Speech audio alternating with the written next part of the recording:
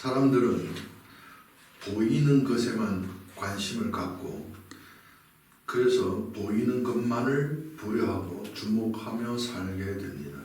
이런 삶을 다른 표현으로 말하면 현실에 맞게 살자라고도 할 수 있습니다.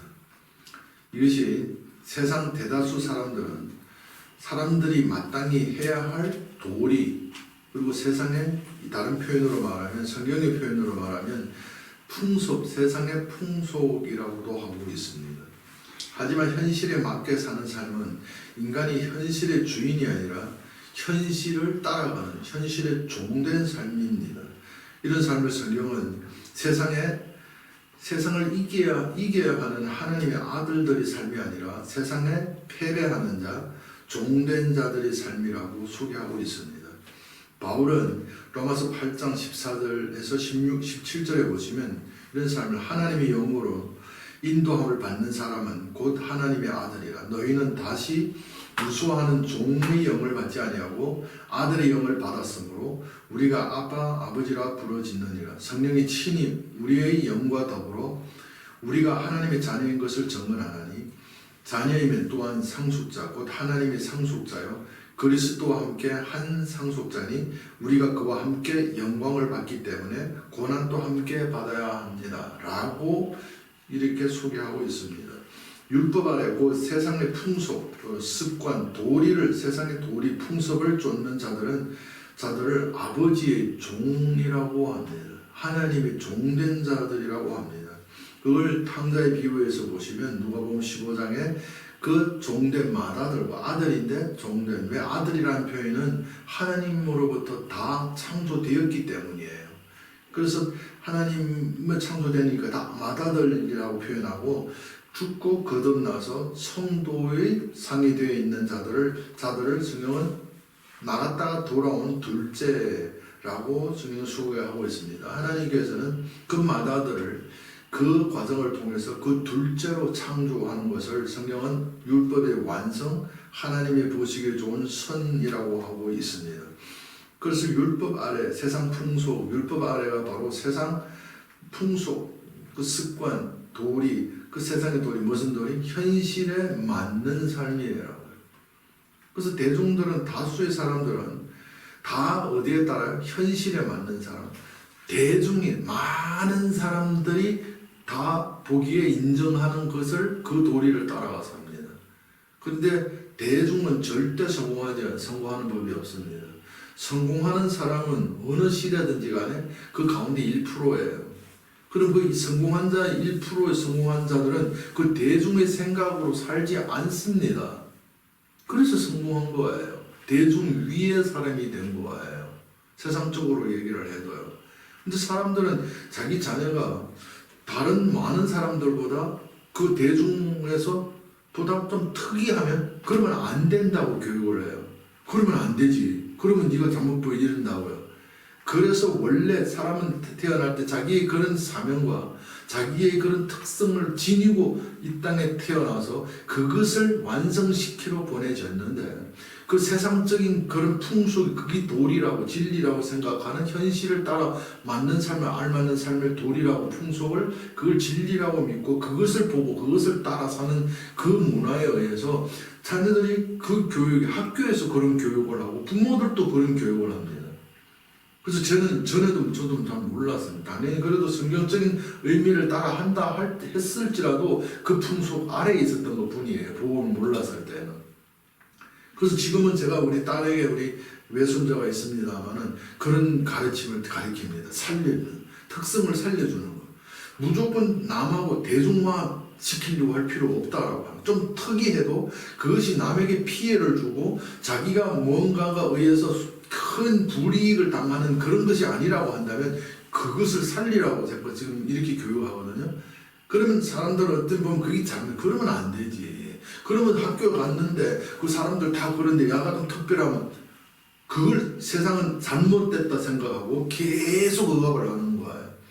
그래서 어렸을 때 그런 걸 나타내면 먼저는 부모에 의해서 다 억압돼서 안으로 그 재능을 나타내야 할 그런 자기 생긴 대로 하나님이 생긴 이 땅에 보내서 그걸 이루려고 하는 그것을 다 눌러서 없애버리고, 또 학교 가니까 학교에서 그러고 사회 내려가서 그러고 그거에 의해서 장성하면 다 없어져 버리고 특성상 없어지고, 내가 나 자신이 태어난 그 하나님이 보내서 이루려고 하는 그 특성을 살리지 못하고 뭐예요? 세상이 원하는 나가 되어 살아가 버리는 거예요. 나는 없어져 버렸어요.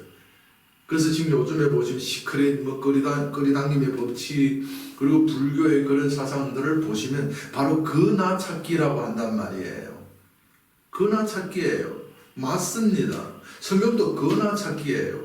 그래서 그 나는 나가 아니요 죄라고 로마 7장에서 나는 누구예요? 그것을 알리는 관찰자라고 한 생명, 갈라디아 2장 20절에서는 그리스도라고 한다고. 그 요한복음 1장에서는 예수 안에 그 생명이라고 한다고요. 그 생명을 칭하여 아버지의 생명이니까 내 안에 계신 아버지 하나님이라고 한다고요. 그것은 일부예요. 그렇게 표현했을 뿐이지 하나님이 우리 안에 있다면 하나님이 아니죠. 하나님이 우리 안에 생명을, 자기 생명을 줬다고 하여 하나님의 생명을 그냥 어찌 내 안에 계신 아버지라고 표현합니다. 이런 표현일 뿐이에요. 이런 말씀이란 말이에요. 그래서 사람들은 그 세상적인 그 풍습에 따라서 그 풍습이 도리 있냐 진리 있냐 그리고 그걸 쫓다가 보니까 그 세상 옳지 않은 오히려 세상에 그게 매임이 되는 거예요. 매여서 종됐다라고 성경은 가르쳐주고 있는 거예요. 그런데 성경은 이런 세상, 율법 아래 세상, 이런 세상에 하나님의 구원 행위를 이 땅에 보냅니다. 보내서 구원하려고 하는 것이 어디로부터 구원이냐? 바로 그 풍속, 그 사상, 그 생각, 그 이해로부터의 구원이에요. 그래서 여러분들이 이 하나님 말씀을 받고, 저는 지금 이런 말씀으로 산 지가 꽤 됐거든요. 오래됐습니다. 꽤나 됐습니다. 이전에 여러분 생각나죠? 그걸 제가 여러분이 소개했을 때 벌써 저는 그 전에 벌써 그런 것들을, 이런 마음을 받은 지가 꽤 됐거든요. 그 속에. 그래서 그럴 때 전부터 벌써 시작됐다고요. 그러면서 꽤나 살고 있거든요. 바로 이런 거에 성경을 보시면 모두가, 사람들은 그 대중화하는 것이 진리고 도리라고 해요. 거기서 특별히 벗어나면 안 된다라고 해요. 그런데 성경은 분명하게 우리에게 무엇을 가르치고 있나요? 우리에게 그것으로부터 구원하시는 하나님의 구원을 가르쳐요. 그 구원이 이루어진 그곳에서 자유가 있다라는 얘기예요. 그것이 없으면, 거기서 나오지 못하면 그냥 이 세상이 되어버린다라는 말이에요. 그래서 그것으로부터의 구원의 역사를 예수를 보냈다라는 표현을 하고, 갈라디아 4장 4절 5절에서 보시면 이렇게 표현합니다. 때가 참에 하나님이 그 아들을 보내서 구원하죠. 세상을 사랑하셔서 구원하러 보냈습니다. 어디로부터? 이 사상으로부터 보내서 여자에게 나게 하시고, 여자에게 낳다, 그리고 동시에 율법 아래 나게. 그 여자가 그 율법입니다. 그럼 잘 보세요. 그러면 율법이 뭐예요? 그 여자예요. 누구? 여자 잉태된, 예수를 잉태한 자궁이네요. 그럼 율법이 뭐예요? 예수를 잉태한 자궁인 거예요. 자궁입니다. 그래서 나게 하신 것은 왜 그 안에 잉태시켰어요? 그리고 거기서 낳았다라는 건 잉태됐잖아요. 율법 아래 있는 자들을 속량하시고 우리로 아들의 명분을 얻게 하려 하신, 율법 아래 있는 자들이 뭐예요? 그 구원받을 자들이잖아요. 무엇으로부터 구원받아요? 율법 아래에 있는, 일부 예배도 말씀을 드렸듯이 너희가 하였다는 걸 들어서나 대중화요. 오늘날 쉽게 여러분에게 표현하면 세상 대중이 많은 사람이 찾는 그 넓은 길이 사상이에요. 그래서 마태복음 7장에서는 뭐라고 그래요? 14절 15절에서 13절 15절에 좁은 길이 생명의 길이라고 하잖아요. 근데 사람들은 넓은 길, 사람들 많이 가는 것이 진리라고 생각해요. 근데 진리는 그 대중에 있지 않습니다. 이 세상을 말하면 성공하는 비법이 대중에 있지 아니하고 그 대중 위에서 있는 대중의 생각과 다른 그 1%에 있단 말이에요. 바로 오늘 이런 말씀들은 들으면, 성경에서 이런 말씀을 해주고 있는, 이런 말씀을 들으면 하나님께서 이 우주의 통치하시는 그 자연의 그 법칙을 통해서, 우주의 법칙이라고도 하죠. 그 법칙을 통해서 우리에게 주려고 하는 그 축복의 법칙을 우리는 배우게 되고, 여러분이 믿어져야 돼. 안 믿어지면 인간으로 행해서 되지 않아요.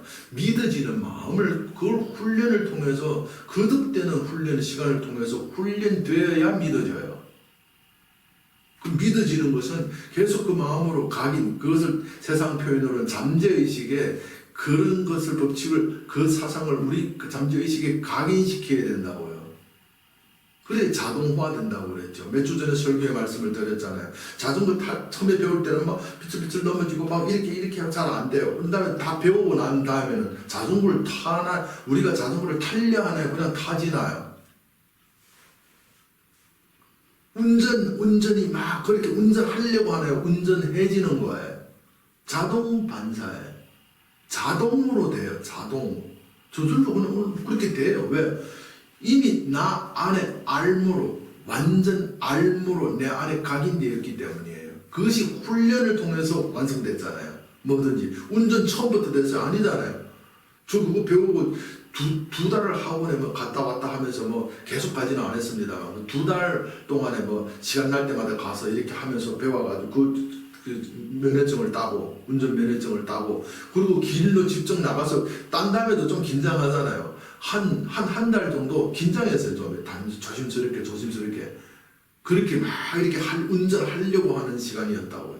그럼 시간이 지나고 이제는 뭐 오래되니까 그냥 자동 운전이 되어버리잖아요. 그것이 다 훈련하는 그 과정이 있었단 말이에요. 그런 훈련을 통해서 자동화되게 만든 거예요. 그건 그냥 반응이에요. 운전하려고 하는 게 아니라 그냥 운전하는 겁니다. 그냥. 그래서 좀 전에 이것을 한번 경험했어요. 이 복음을 받고 우리는 사도신경을 안 외운 지가 너무 오래됐어요. 근데 전에는 계속 사도신경을 외우고 예배 전에 예배 후에만 사도신경 주기도문은 우리가 지금 성경이 있는 거니까 제가 쓰고 있습니다만은 사도신경은 안 한 지가 10년이 넘었거든요. 그래서 잊어버리고 외우려고 하면 이렇게 생각하면서 외우려고 하면 못 외우겠더라. 안 나와요. 근데 그냥 아무 생각 안 하고 그냥 전능하사 하나님 이렇게 하면 나와요. 근데 여러분이 지금까지 오랫동안 사용하지 않았다면 여러분이 한번 경험해봐도 괜찮아요. 실험해봐도 괜찮아요. 안 돼요. 근데 외우려고 뒤에 뭐더라 이렇게 생각하고 하려고 하면 내가 외우려고 하면 안 나와요. 그런데 오래 안 한 사람을 말해요. 근데 아무 생각 안 하고 그냥 아무 생각 안 하고 줄줄줄줄 나오는 대로 하려고 하면 나오더라고요. 바로 이런 역사예요. 그 훈련을 통해서 그렇게 되어진다라는 얘기예요. 그럼 여자에게 나시고 율법에 난다라는 말은 그 율법이 그 여자였고 바로 율법에서 태어나는 것이 죽고 사는 그 태어난 무덤이라고 그러고 그것이 바로 하나님의 아들을 잉태하고 출산하는 어떻게 해요? 그 율법이 하나님의 아들을 출산시키는 자궁이었다. 잉태시키는 자궁이었다라는 거예요. 그래서 이 율법의 자궁으로부터 나가는 그 역사를 무덤에서 부활이라고 한단 말이에요. 그 무덤이 무엇이고 그 자궁이 무엇이냐고요. 그 율법 아래 사상, 대중화된 사상을 말해요. 많은 무리가 따르는 많은 사람들이 찾는 그 넓은 길을 말해요. 그 넓은 길이 그 사상이잖아요. 그 길, 진리, 사상이라고 하죠. 이 사상을 말하잖아요. 그거 풍속, 그게 현실에 맞는 것, 현실에 맞게 살자라는 사상들을 말이에요. 그것으로부터의 구원이라고요. 그럼 그 사상으로부터 나와서 다른 사상으로 살게 하겠다라는 말이거든요. 다른 이해로, 다른 도리로 살게 하겠다라는 표현이란 말이에요. 그래서 바울은 그 무덤에서의 잉태돼서 죽고 살아나는 역사를 그 죽음과 그 부활을 동시에 표현한 것이 로마 7장 9절에서 계명이 이름에 죄는 살아나고 나는 죽었다. 그 죽음이 일부 예배에서 말해서 그리스도가 삶으로 그 율법의 빛이 안을 비추어서 빛이 조명하는 빛이 영역 아래서 빛이 있는 아래 이 뭐예요? 그리스도 예수 안에 있는 사람들을 비추는 생명의 빛의 통치가 있을 때 나타나는 현상을 그 죽음이라고 한단 말이에요. 지금 이런 역사거든요. 죄를 깨닫게 하는 율법 안에서 잉태된 자들이었고 율법 안에 잉태된 자들이 그 죄로 심판을 받고 죽음을 통하여 세상의 풍속이라는 그 무덤에서 부활하는 자들을 성경은 율법의 자궁에서 태어난 하나님의 자녀들이라고 하는 거예요. 그건 꼭 율법의 가르침, 말씀의 가르침을 통해서 태어나야 합니다.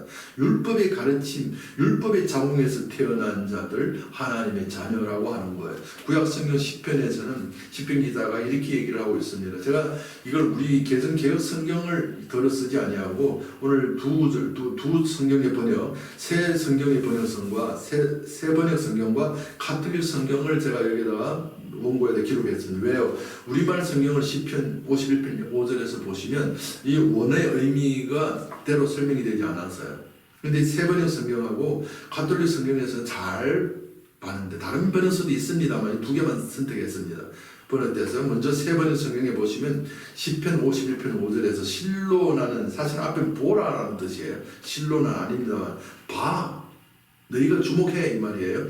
나는 죄 중에 태어났고 어머니 태 속에 있을 때부터 죄인이었습니다 라고 새 번역 성경에 번역되어 있고 가톨릭 성경에서 보시면 정령, 여기도 정령이 사실은 보라는 단어입니다. 정령 저는 죄 중에 태어났고 허물 중에 제 어머니가 저를 배었습니다. 잉태했습니다. 이렇게 되어 있어요. 이게 뭐예요? 이게 무슨 말이에요? 지금 위에서 설명한 그 말씀 그대로죠. 그대로 율법 아래 율법은 죄를 깨닫게 함으로 깨닫는다는 것이 율법이 잉태된 거잖아요. 죄로 잉태됐잖아요. 죄를 깨닫게 하는 그 율법 안에 있는 자들은 죽음을 당해야 할 죄인으로 십자가에 죽는 심판을 받게 되고 이 심판으로 그 율법의 자궁에서 하나님의 아들로 태어나기 때문이에요. 그래서 성경은 이 마음을 받게 된 자들을 로마서 8장 17절에서 자녀이면 또한 상속자 곧 하나님의 상속자요 그리스도와 함께 상속자가 됐다라는 것이죠. 우리가 그와 함께 영광을 받기 때문에 고난도 함께 받아야 돼.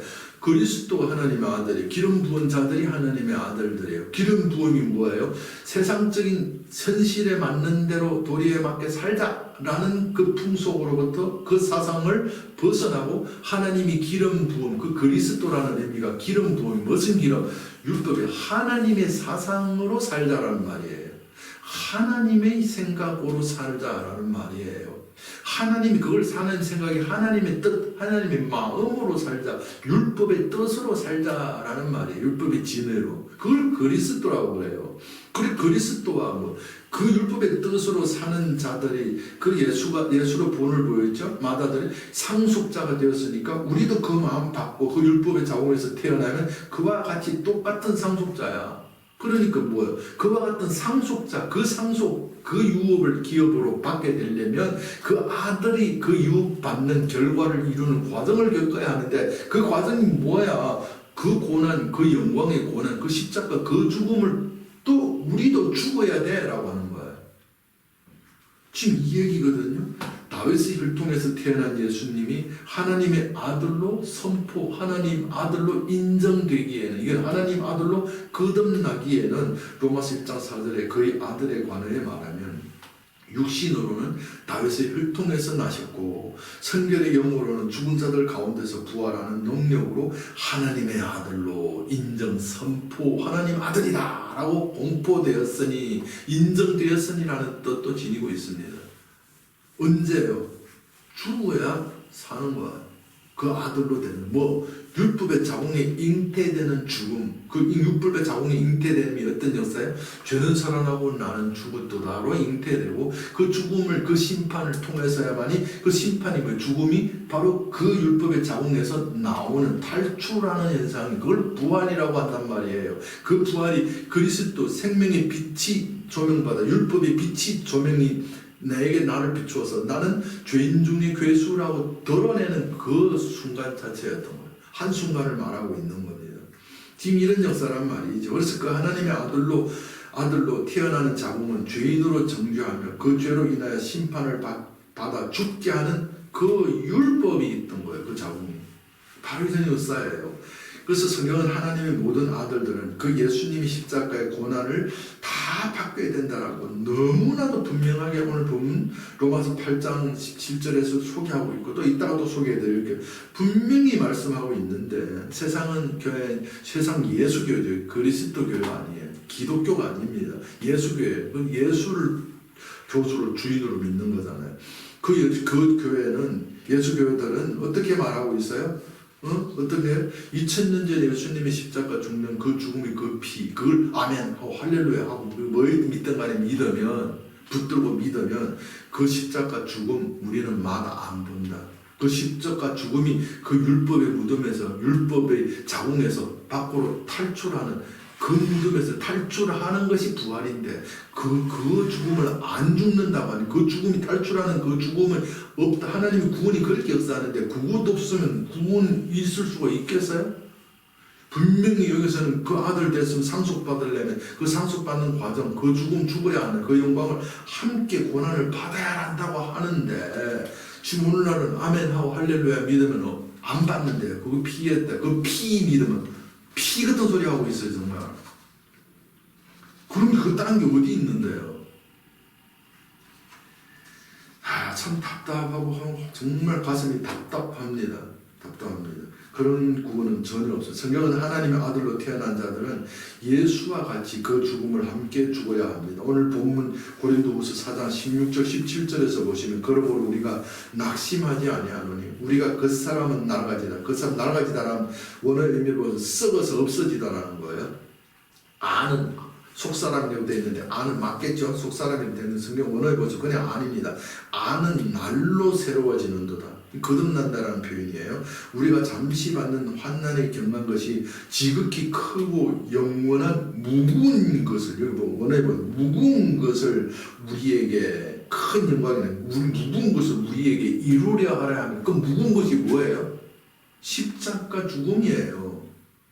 그걸 이루기 위해서 그런다고요. 훈련하고 있는 거예요. 무슨 죽음? 그 마지막에 다 이루었다라는 그 십자가 율법의 완성의 그 순간, 그 무거운 십자가 그 죽음을 완성하기 위해서 이 세상에서 그 그리스도로 삶으로 내가 죽는 그것을 반복하는 훈련을 통해서 그 무거운 십자가 그 죽음을 죽으려고 율법을 이루는 그 십자가 장대, 그것을 매는 그 무거움을 이루려고 한다라고 한단 말이에요.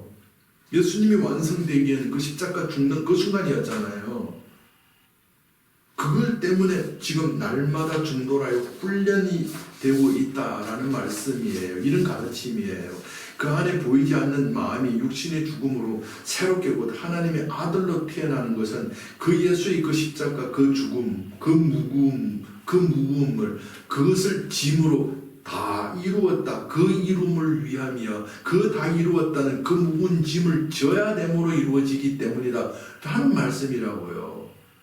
고린도후서 4장 10절에서는 우리가 항상 예수의 죽음을 몸에 짊어지면, 항상 짊어지면 예수의 생명이 또한 우리 몸에서 나타나게 하려 함이라. 그 짊어졌다라는 표현은 바울은 자신의 삶을 나는 날마다 죽는다 하니까 이렇게 표현한 거예요.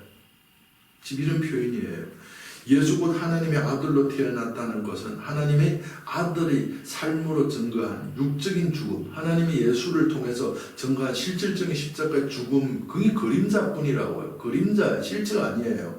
그 죽음으로 표현한 영적인 실체, 영적인 실체를, 죽음의 실체를 증거한 거예요. 영적인 죽음의 그 십자가, 2000년 전에 예수님의 육적인 사건을 통해서 정말 실질적으로 죽은 그 사건을 통해서 증거하려고 해서 실제 그 자궁에서 부활하고 그 죽음으로 증거되는 그 부활을 증거하는 그 실체의 죽음이 뭐였어요? 갈라디아 2장 19절 20절에서 바울은 내가 그리스도의 십자가 못 박여 죽었느니 그래서 나는 못 사, 그래서 나를 산다. 그 말을 고백하고 있을 때 바울은 죽었어요, 살았어요? 살아있었단 말이에요. 그 죽음이에요. 그 죽음이 무슨 죽음이에요? 우리가 현실에 맞는 삶을 살자 라고 하는 율법 아래 세상 풍속, 사람들이, 많은 사람이 찾는 그 길, 그 말, 그 사상, 그 사상에서 어떻게 탈출, 그것이 잘못된 죄임을 알고, 죄라는 것은 우리가 생각하는 부도덕적인 죄가 아니에요. 부분적인 걸 말해요. 온전함을 못 보고 한 면 보고 그것이 온전 다 전부다라고 하는 죄. 그래서 본다고 하니까 죄, 요거 조금 보고 다 봤다 하니까, 그걸 본다고 하니까 죄니라, 죄가 그대로 있느니라라고 요한복음 9장 41절에서 말씀하고 있는 거예요. 1절인지 2절인지 교훈해주고 있었습니다. 뭘 얘기하려다 이제 넘어가면 이렇게 되는 거예요. 오늘 내용이 좀 많은데 바로 그래서 바울에게서 나타난 그 죽음이 실질적인 죽음, 육신의 목숨은 살아있는데 마음이 바뀐 거. 그 탕자가 맏아들의 그 아버지께 주세요 하는 그 마음이 좋고 아버지를 이제 달라 소리 안 해요. 아버지 집에 들어와 달라고 소리 안 해요. 아버지 거로 살아요. 그냥. 그 달라고 하는 그 사상이 죽은 거. 자기가 원하는 거, 보고 싶은 걸 보려고 하고 주목하는 그것이 죽은 거예요. 아버지가 보여주고 아버지가 펼쳐주는 세상을 사는 아들로 그것을 죽었다가 살았다. 그 죽음을 통해서 그 자궁에서 태어난 하나님의 아들이야 라고 하고 있는 거예요.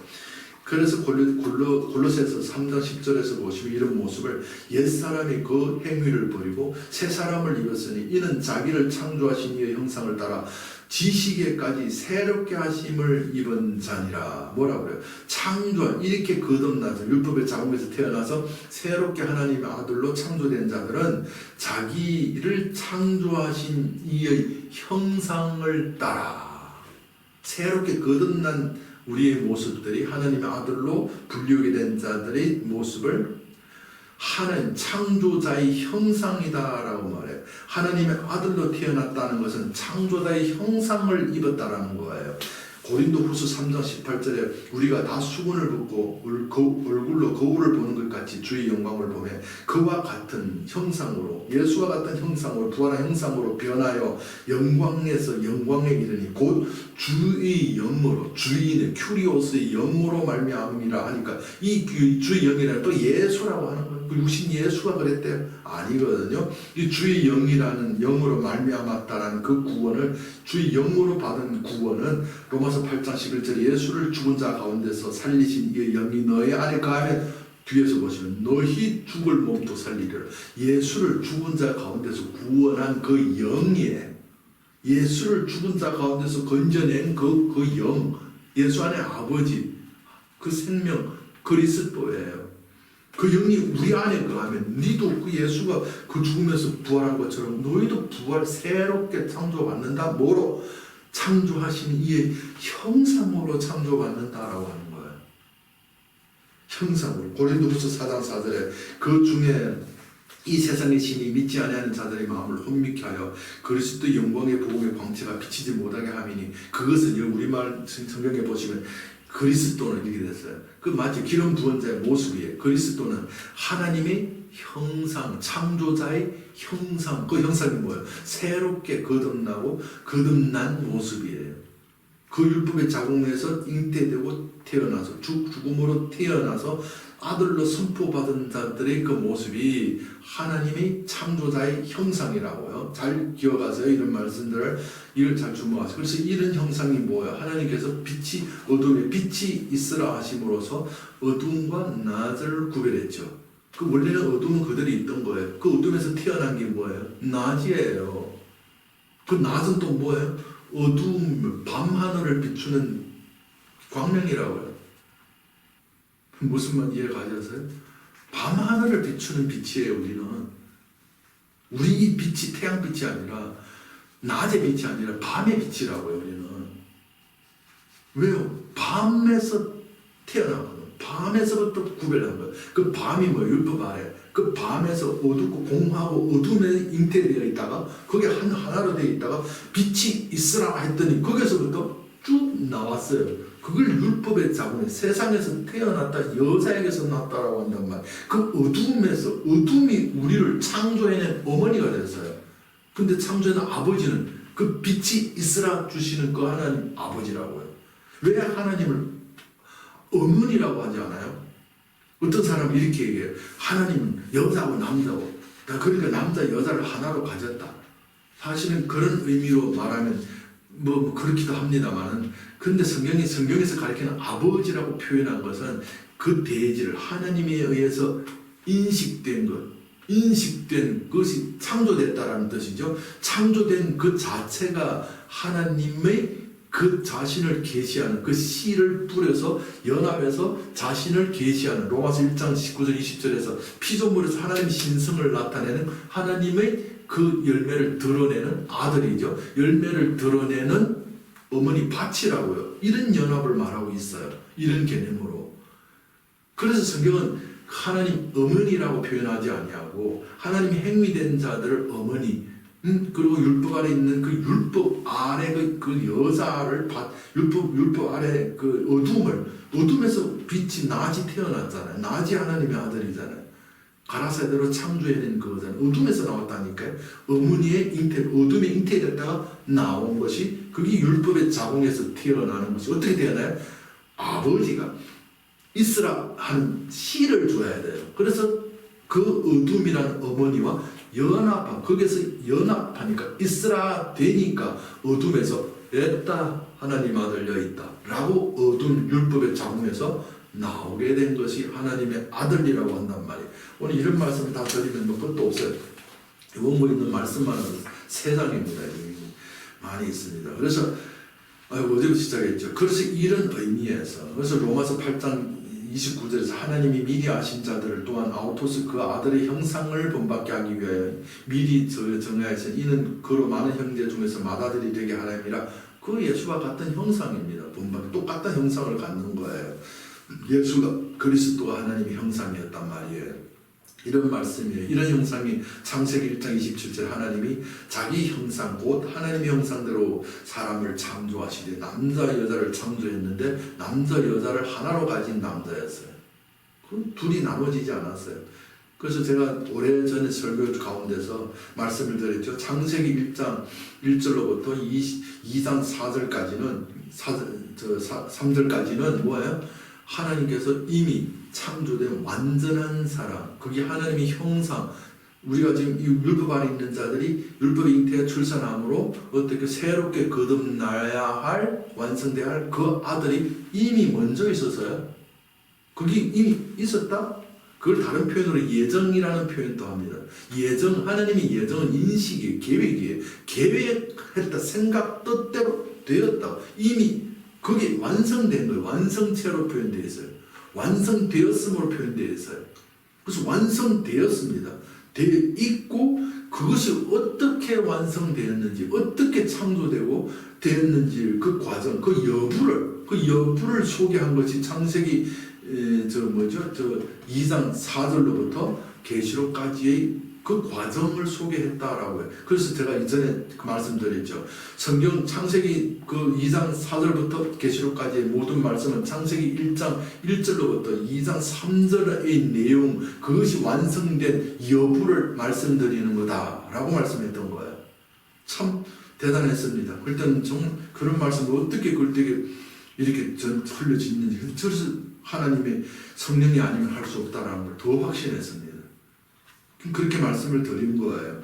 그래서 이런 죽음으로 살아난 자들은 세상의 도리 풍속을 따라 맞추 대종의 사람들이 많은 사람이 찾는 그 넓은 길을 찾아가는 자들이 아니라 많은 사람이 찾는 그 대중에서 구원받은 다른 사상, 다른 하나님의 사상, 율법 아래 사람의 계명, 하나님의 계명으로 그 그리스도로 그 생명이 부으신 그것으로 살게 되는데 그 삶은 어떤 삶이에요? 성경에서 이미 소개했죠.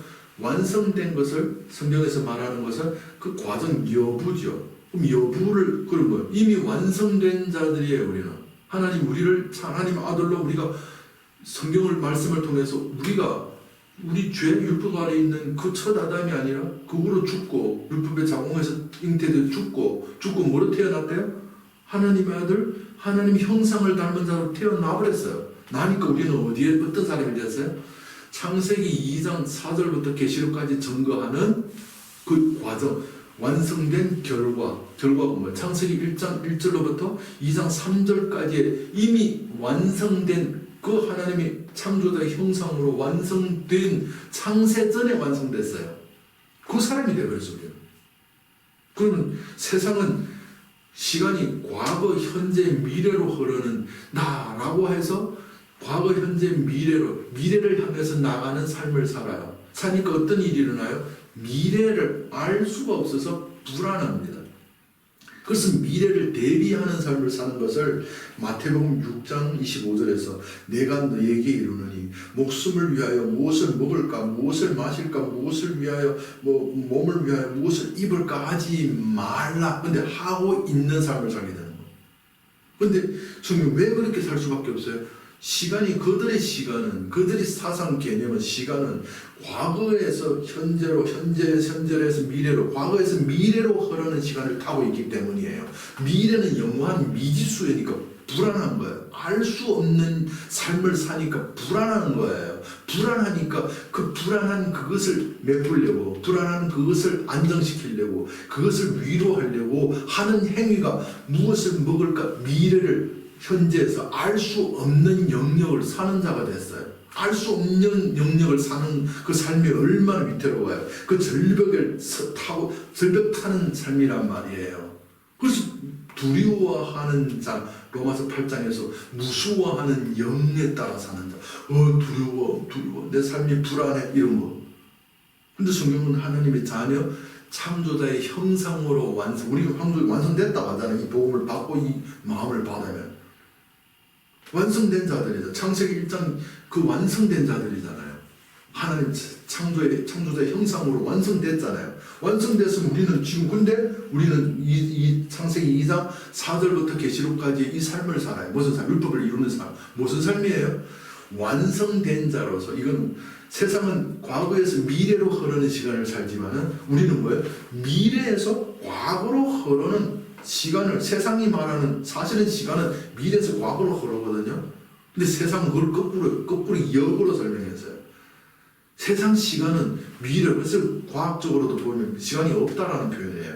없는 것은 아니에요. 있는데 이미 다 존재하는데 그 시간 개념을 과거에서 미래로 흐르는 자들을 세상이라고 그러고 메인자들이라고 부분적인 보는 자들이라고 그러고 대중이라고 그러고 미래로부터 이렇게 거꾸로 과거로 흐르는 시간을 사는 자들을 성경은 창조자, 하나님의 아들들, 바로 이렇게 새롭게 거듭난 자, 그 풍속으로부터 그 사상으로부터 그 사상이 죽고 하나님의 사상으로 우주의 법칙의 그 뜻대로 법칙대로 사는 자들이라고 한다고. 세상에 성공한 자들의 삶을 보세요. 여러분 알다시피 현대 이런 그런 창시자들 한번 보세요. 어떤 삶을 살았는지 한번 유튜브를 보세요. 그 사람들 무슨 말 하는지 성경에 있는 말 그대로 하고 있다니까요. 그 마음 그대로 살았어요. 뭔가를 이루기보다 이미 이루어졌고 이루어진 마음을 현실에서 펼치는 삶을 살았다니까요. 그러지 않고는 성공할 수가 없습니다. 좀 안정됐지 크게 성공할 수가 없는 거예요. 그것을 세상에서 말한 시크릿, 끌이당김의 법칙, 그것을 어떻게 표현해요? 상상이 현실을 창조한다고 그러죠. 맞습니다. 무슨 상상? 우리 현실은 지금 우리는 되어진 게 없는 거로 현실로 보여요. 근데 성경에서는 우리는 이미 창세기 1장 27에 완성된 자라고 그러고 완성된 자가 미래로부터 과거 그 여부를 뒤로 회상해서 예를 들면 성공해서 내가 크게 모든 걸로 자기가 성공한 다음에 큰 성공한 자가 되어서 이제 와서 옛날에 내가 이 고향에서 태어났어. 그리고 옛날에 내가 이 학교에 다녔어. 이 초등학교, 중학교, 고등학교 여기 다니고 그리고 옛날에 이 대학 다녔어.